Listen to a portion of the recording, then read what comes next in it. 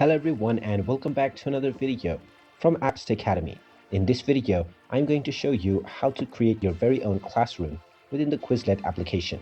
So let's get started right away. First of all, open up the Quizlet app on your device, and once you open it up, you will be taken into the home page after you have logged in using your credentials. From the home page, you can start various different lessons right away. If you wish to create your very own class, just tap on the plus button at the bottom section and you will now see the Create a Class button. Go ahead and click on it and just enter your class title followed by your description if you wish.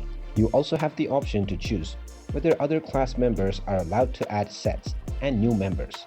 You can turn this on if you want other members to provide inputs as well.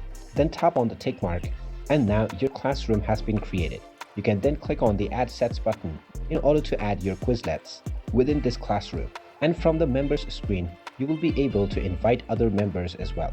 And there you have it. That is how easy it is to create your very own classroom within the Quizlet application. If you find this video helpful, make sure you hit that like button and subscribe to our channel if you haven't done so already. Also ring that notification bell to never miss another update from us.